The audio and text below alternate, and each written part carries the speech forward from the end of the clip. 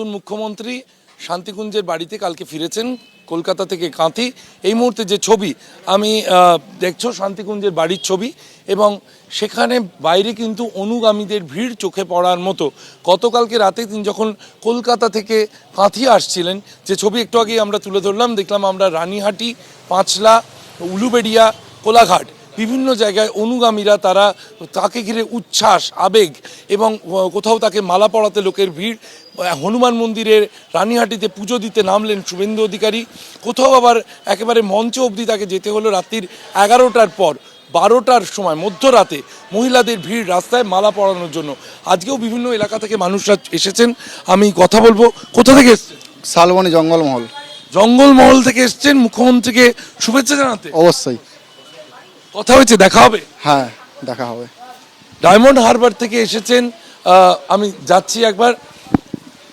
আজ ডায়মন্ড হারবার থেকে আপনি এখানে এসেছেন শুধুই দেখা করার জন্য, না নতুন কোনো? না, কোনো বিষয়বস্তু নয়, শুধুমাত্র দেখা করার জন্য এসে শুভেচ্ছা বিনিময় করতে এসেছি। কারণ উনি অনেক পরিশ্রম করেছেন, এখন সেইভাবে আলোচনা করার মতো সময় নয়। কারণ নতুন মুখ্যমন্ত্রীর দায়িত্ব নিয়েছেন, প্রচুর চাপ, বাংলাকে ভারতবর্ষের শ্রেষ্ঠত্বের আসন দখল করার লক্ষ্যে উনি কাজ করবেন, এই আস্থা, অগাধ বিশ্বাস, ভরসা আমাদের আছে। তাই এখন কোনো আলোচনা নয়, শুধুমাত্র দেখা করা।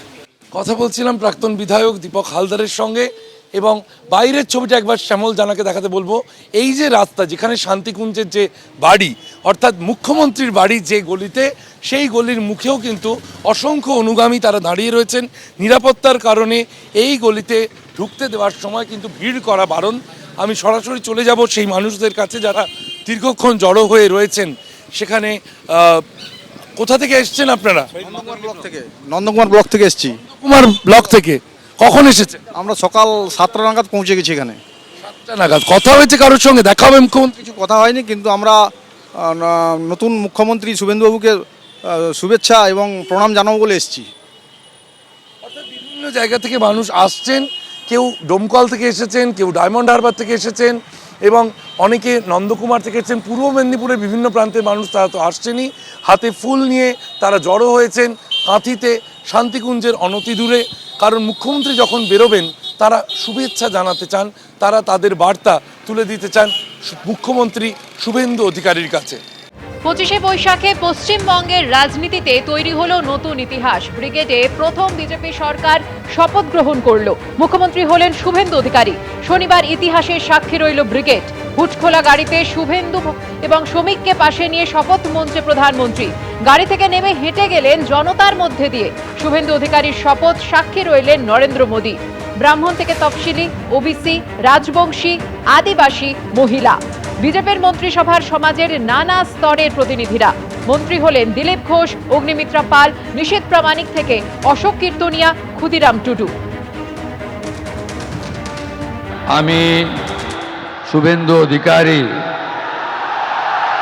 ঈশ্বরের নামে শপথ করিতেছি যে বিধি দ্বারা স্থাপিত ভারতের সংবিধানের প্রতি আমি অকৃত্রিম নিষ্ঠা ও আনুগত্য পোষণ করিব। আমি শুভেন্দু অধিকারী ঈশ্বরের নামে শপথ করিতেছি যে পশ্চিমবঙ্গ রাজ্যের মুখ্যমন্ত্রী রূপে যে কোনো বিষয় যাহা আমার বিবেচনার জন্য আনিত হইবে বা আমি জ্ঞাত হইব, তাহা মুখ্যমন্ত্রী রূপে আমার কর্তব্যসমূহের যথাযথ নির্বাহের জন্য যেরূপ আবশ্যক হইতে পারে তদ্গতিকে আমি প্রত্যক্ষ বা পরোক্ষভাবে কোনো ব্যক্তি বা ব্যক্তিগণের নিকট জ্ঞাপন করিব না বা প্রকাশ করিব না।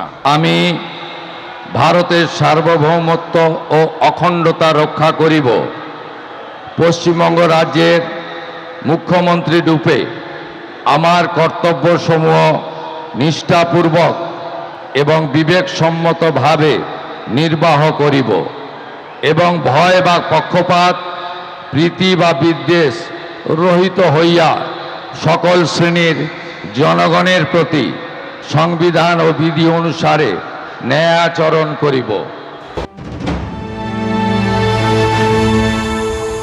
শপথ নিয়ে ভবানীপুরে করতে দেয়নি। 24,000 ভোট পড়েছিল, 20,000 আমি পেয়েছি। নীরব বিপ্লব ঘটিয়েছে এখানকার লোকেরা। আপনি দেখা গেল শপথ নিয়েই নিজের কেন্দ্র ভবানীপুরে একাধিক কর্মসূচি, কি কি পরিকল্পনা? এরা ইতিহাস করেছে। ভবানীপুর ইতিহাস করেছে, আমি চিরকৃতজ্ঞ। মুখ্যমন্ত্রী ইতিহাস করেছে, মুখ্যমন্ত্রী 20,000 ভোটারের মধ্যে 20,000 আমাকে ভোট দিয়েছে। মুখ্যমন্ত্রী হিসেবে সিপিএম এর সব ভোট আমাকে দিয়েছে। কেন? মুখ্যমন্ত্রী হিসেবে ভবানীপুরের বিধায়ক সবার জন্য অধিকারী সেরা 5টা পরিকল্পনা কি? সবার জন্য কাজ করবো, অনেক কাজ আছে।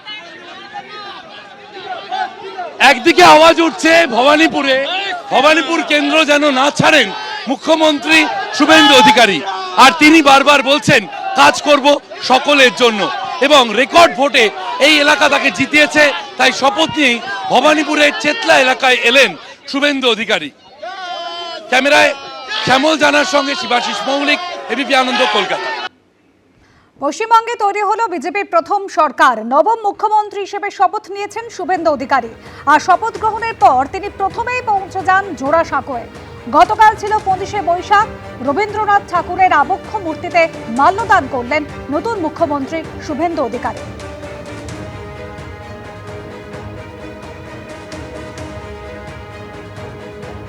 কবিগুরুকে প্রধানমন্ত্রী প্রণাম জানিয়ে মুখ্যমন্ত্রীকে শপথ নেওয়ালেন এবং আমরা দায়িত্বভার নিলাম।